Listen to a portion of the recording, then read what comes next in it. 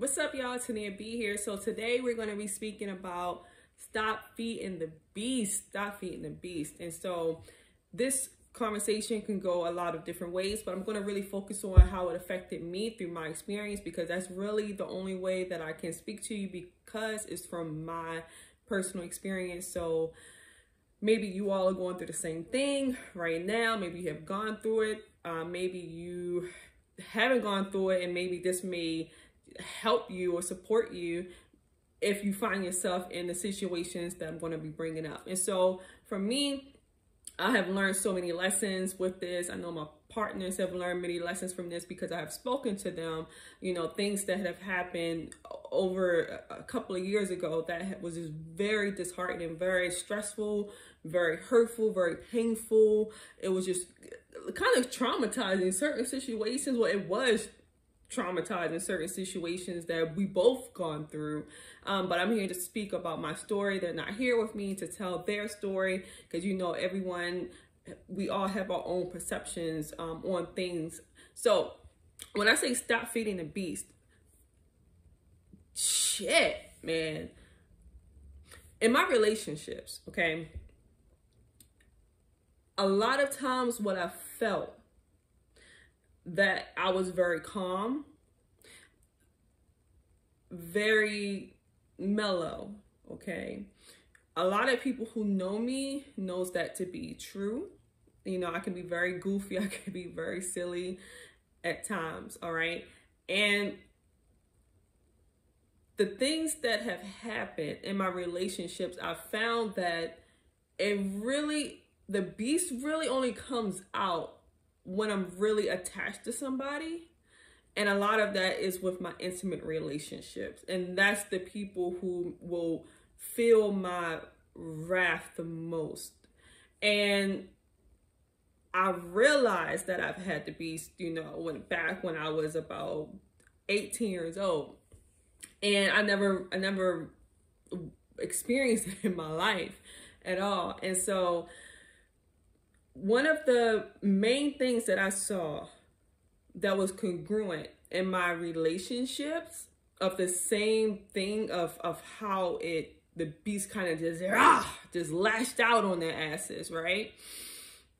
I was feeding it by ways of, one, listening to the goddamn voice in my head that was consistently nagging me, okay, to do stupid stuff, i.e.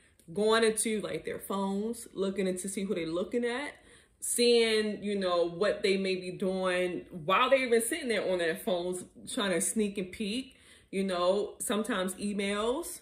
What else stupid stuff that I've done? Even when we're out and about, trying to evaluate how they're speaking to another person, because I'm having my inner demons just talking to me, trying to find something, even can be the most smallest things. Can be the way how they laugh at someone. I'm like, what the fuck was so funny, yo? Like, they can't be that funny.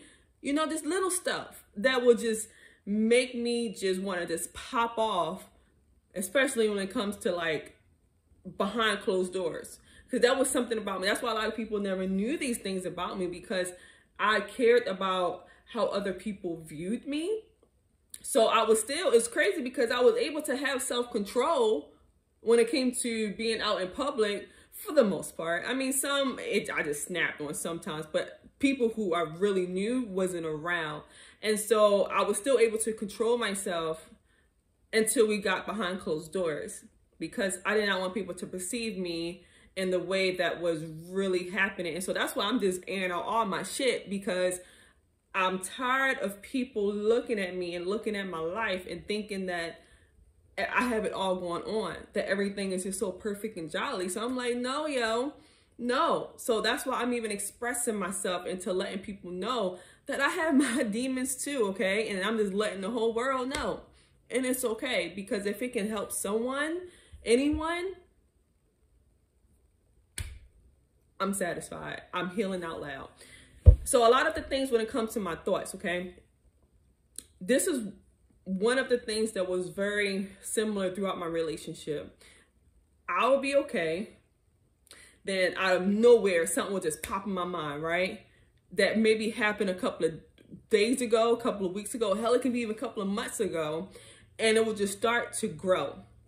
Like, it'll be settled at first, and then like little thoughts just start popping in my mind. And then, you know, when thoughts happens, it brings on emotions. And so then my emotions start to get amplified. And so me, you know, here I am, I'm trying to change, you know, I'm trying to like behave myself. I'm trying to make things work with my boo. So I'm thinking to myself like, yo, chill out, Tani. I'm thinking all this in my head, like chill out, calm down.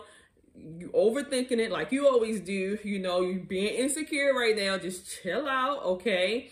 And I really couldn't even distinguish if it was like my intuition, because the intuition doesn't really come that hard at you like that. Your intuition is really gentle, all right? So I knew that it was just some other turmoil, inner unhealed stuff that was going on within my body.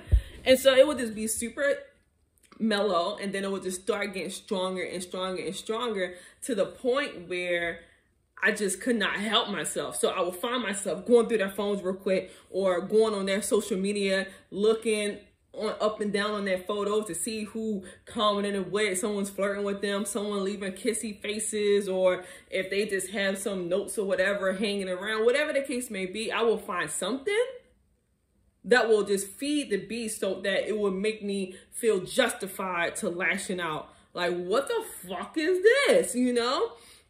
And so I could feel like it was a valid argument. It was valid for me to behave in such disrespectful ways. Wish it was not. Wish it was not at all.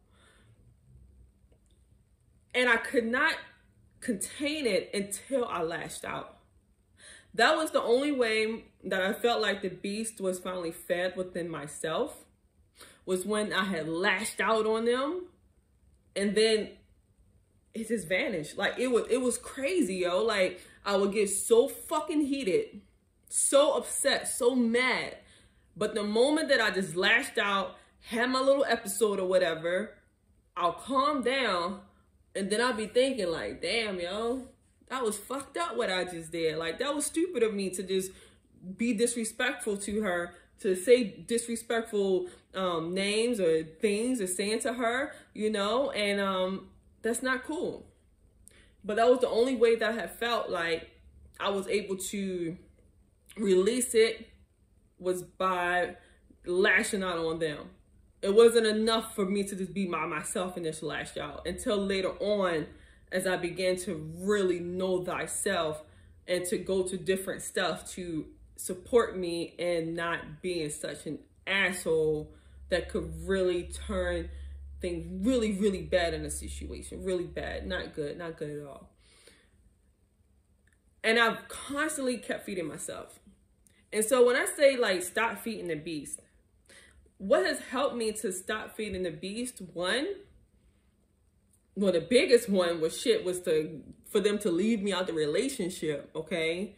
Because that allowed me to be with myself, that allowed me to know myself a lot more, that allowed me to start loving myself, to start caring for myself a lot more. But in my relationship, and to stop feeding the beast, now I'll be honest, it was hard. And a lot of times in some relationships, I never stopped feeding it until the relationship was over. Some I stopped feeding it by, one of them, I actually did leave the relationship because I said, yo, this is actually one of my first ones when I realized all of the stuff that was going on inside, like all of this newfound jealousy, this insecurity. I'm like, yo, I don't even act like this. Like, I cannot be with you and I'm acting like this. This is not me. So I actually just left that situation. And I wish I had that same strength from my later relationships during that time, but I did not. Some of the other relationships I did try to leave again because I felt that same shit that was coming out, which that stuff that I'm speaking about was definitely unhealed traumas. A lot of stuff that you may need to go deep within. Well, you don't have to do anything, but if you choose to go deep within inside of yourself and to look at unhealed stuff, because when you realize we are taking so much of our unhealed pains, our unhealed traumas, and we're just vomiting it on people who we deem that we care about. And we cannot do that. They're not responsible for our happiness. They're not responsible for healing us. They're not. They can be a vessel on certain aspects, but we have to do the inner work ourselves, or that beast is going to keep coming out. And I thank God that my situations have not led to, you know, fatal accidents or incidents where one of us got locked up. I'm thankful for that. So to not get yourself to that point, we have to really be able to look deep inside of our own soul, our own self, and to be like, why is this shit even here in the first place? Why am I feeling all of this heaviness, this darkness inside of myself in the first place? We have to get real with ourselves. And a lot of it is not going to be pretty. It's not going to be fun to look at. It's not going to be peaches and creams and shit and rainbows and everything. It's not. That shit is probably going to make you cry. It's probably going to make you angry. It's probably going to make you trying to just sweep it back under the rug again.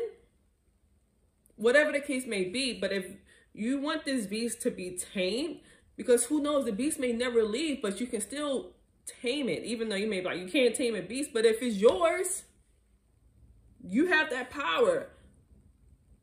You have that power, but it's hard. I'm not about to say it's easy. If it's easy for you, then maybe it wasn't your beast, then maybe you have some superpower that, please try to show me how I can initiate that joint in myself and make it pop off.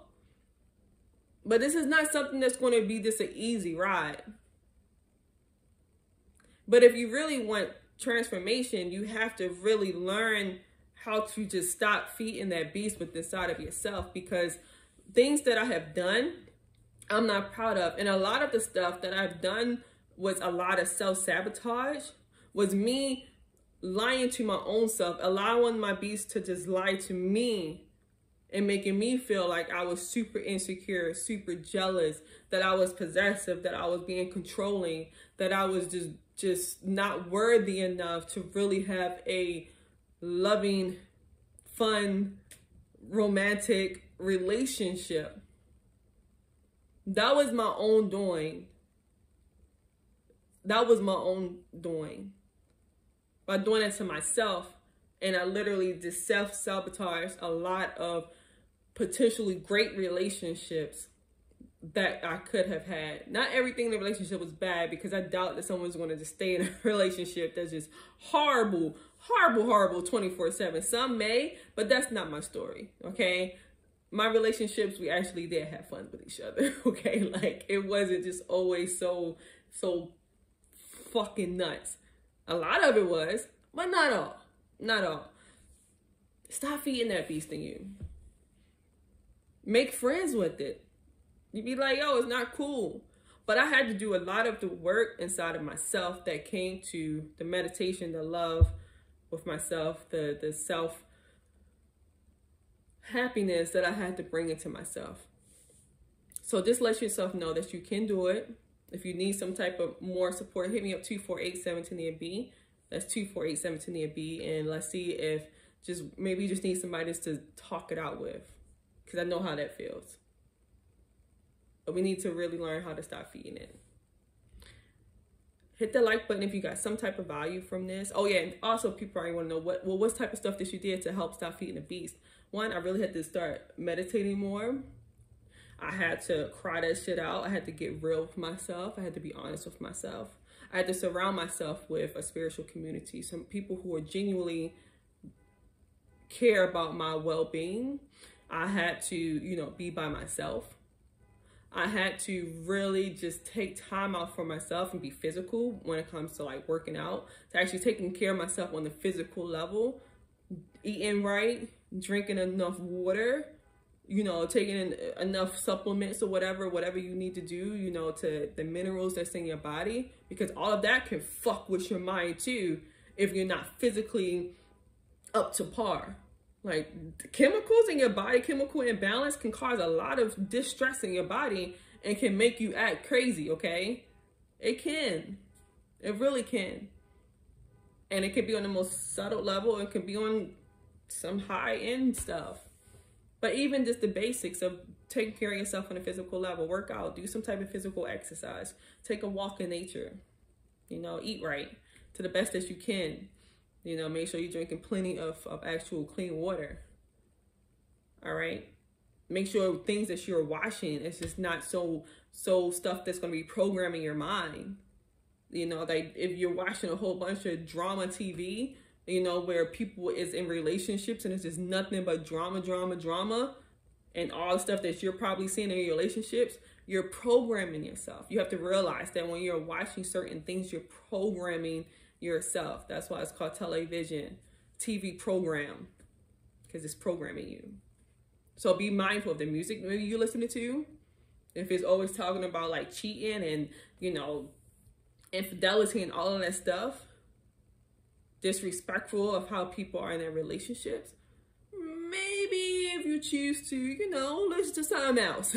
A little more stuff that's not going to be feeding you those type of things inside of your consciousness. So those are just a few things that I have done to help me to let that beast be like, yo, it's cool. Like, I know my beast is still inside of me. I know that motherfucker ain't leave. Okay? But we're cool right now. We're having a relationship because I'm really getting to know thyself. Know thyself. That's the number one. All right, guys. I appreciate each and every one of you who watched this video. Hope that you have gotten something from this, even if it's just one thing. One thing. Hit the like button, hit the subscribe button, hit me up, like I said, at 248-17-B, 248-17-B. And catch me in the next video. All right, guys. I love you. Keep loving yourself. Peace.